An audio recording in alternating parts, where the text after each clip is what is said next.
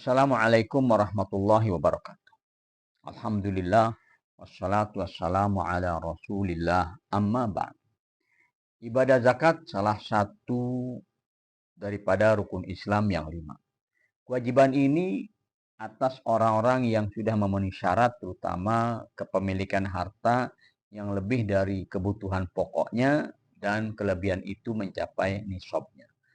Dan penerimanya Allah sudah tentukan siapa-siapa orang-orang yang mustahik zakat ini. A'udzubillahi minasyaitonirrajim.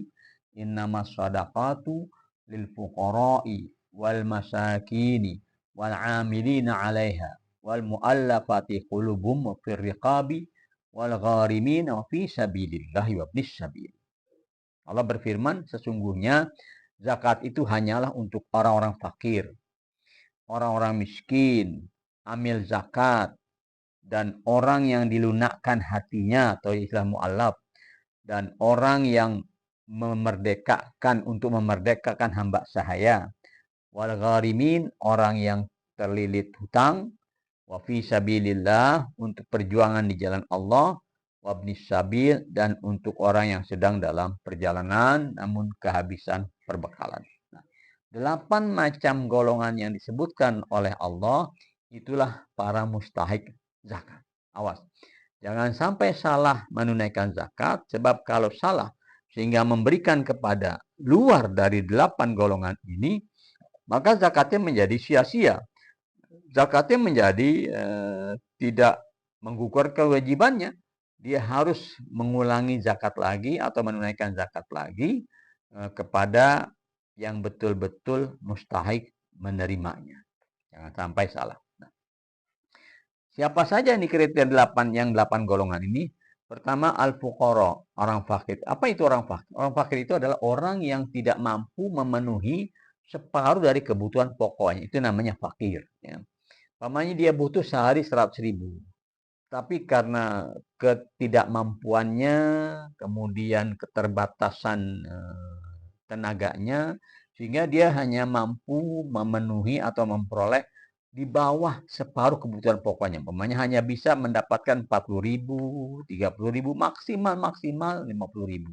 Maka ini termasuk golongan fakir.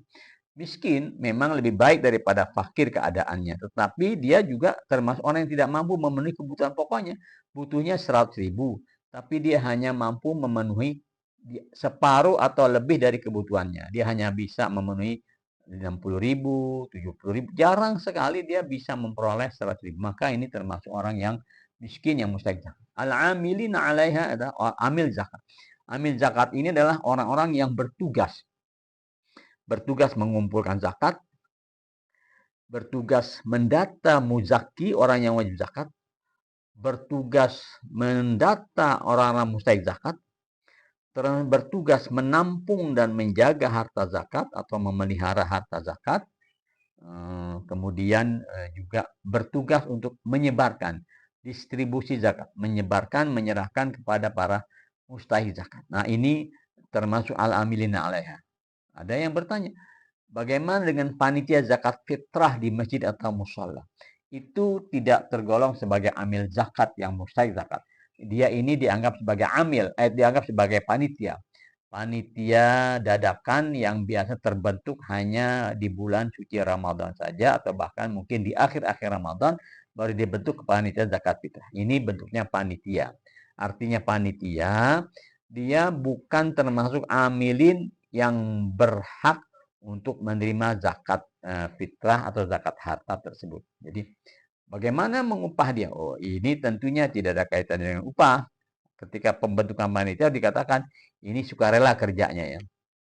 Tidak ada bagian panitia yang berhak menerima, tidak ada dari panitia yang berhak menerima bagian dari zakat harta maupun zakat fitrah yang diserahkan ke masjid atau yang diserahkan kepada mushola dan sebagainya.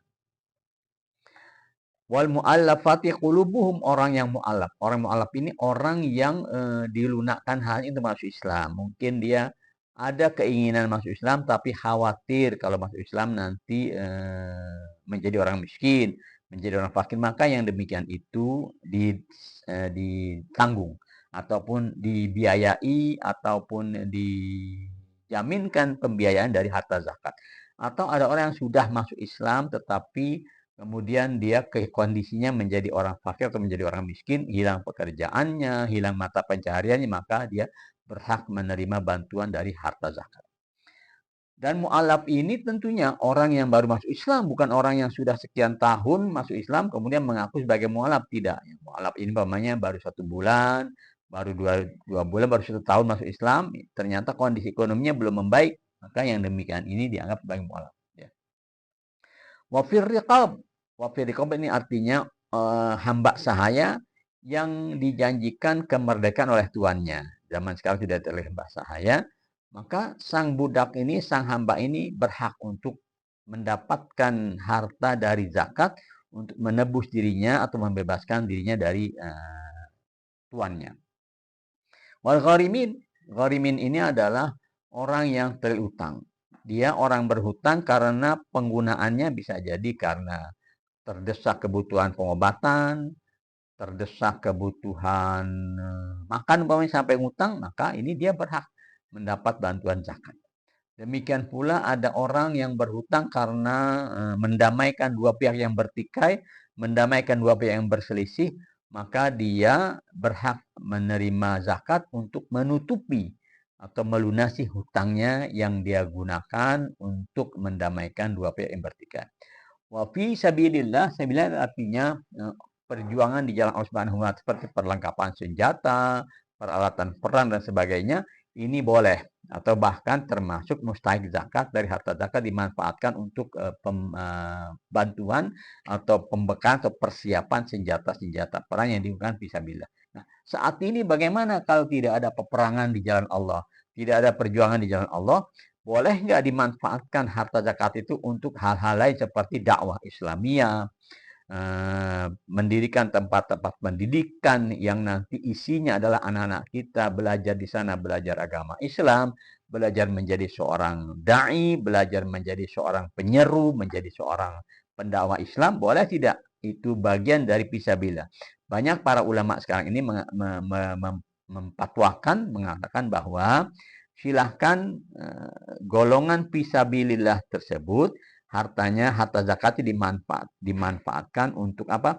Untuk kegiatan dakwah Islamiyah, kegiatan pendidikan Islam, kegiatan menyelamatkan kaum muslimin mungkin dari rayuan agama lain sehingga dikhawatirkan mereka menjadi murtad kalau tidak mendapatkan bantuan dari harta zakat ini masih tergolong fi sabilillah. Dan yang terakhir, Ibnu Sabil. Ibnu Sabil artinya adalah orang yang dalam perantauan, dalam perjalanan kemudian kehabisan perbekalan, maka ini dibolehkan atau dia termasuk orang yang berhak mendapat harta dari zakat tadi. Ya, dia boleh diberikan harta zakat untuk apa? Melanjutkan perjalanannya, atau kembali ke kampung halamannya dari harta zakat tersebut, atau melanjutkan perantauannya sebagai thalibul ilmi, sebagai penuntut ilmu atau lain-lainnya, ternyata dia kehabisan bekal, kehabisan persediaan, maka dia berhak untuk mendapatkan dana dari atau bantuan dari harta zakat tersebut. Sekian dan terima kasih. Wassalamualaikum warahmatullahi wabarakatuh.